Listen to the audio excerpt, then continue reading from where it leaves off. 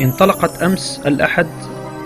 25 من شهر أكتوبر 2015 قافلة إغاثة من مقر الهلال الأحمر الجزائري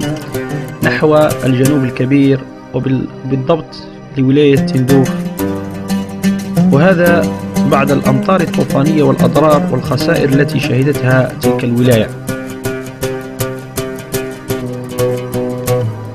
فكانت هذه المبادرة من غرفة التجارة لولاية ورقلة ودعم من مديرية التجارة والنشاط الاجتماعي لولاية ورقلة، حيث بادرت بجمع الإعانات من عديد التجار والمتعاملين الاقتصاديين لولاية ورقلة ودائرة طقرت الكبرى وحسيم سعود.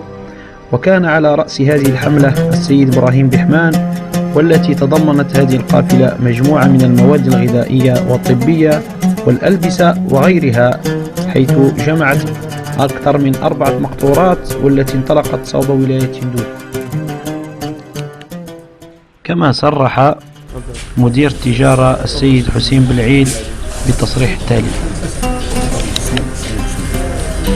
في إطار العمل التضامني مع الإخوان المنكوبين في ولاية تندوف جراء الأمطار الغزيرة التي تهاطرت مؤخرا، بادرت السلطات العمومية على مستوى ولاية ورقلة باتخاذ كل الإجراءات اللازمة لتنظيم قافلة تضامنية محمولة إن شاء الله بمختلف المواد الغذائية وكل اللوازم اللائقة حتى نكون في عون هؤلاء المنكوبين على مستوى ولاية تندوف.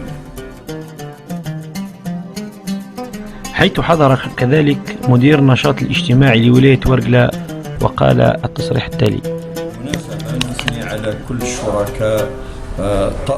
الشركاء العمل التضامني، سواء تجار وإذا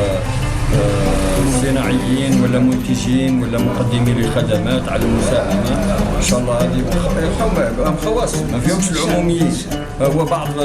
وكاين من بعض الأمور خاصة فيه لحد الآن الكمية ماهيش محصية، ولكن هي من عند المنتجين ولا الفلاحين.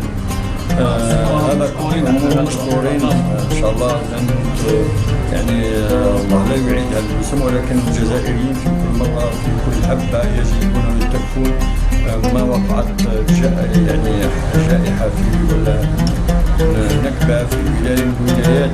إلا وتضامن الكل حبة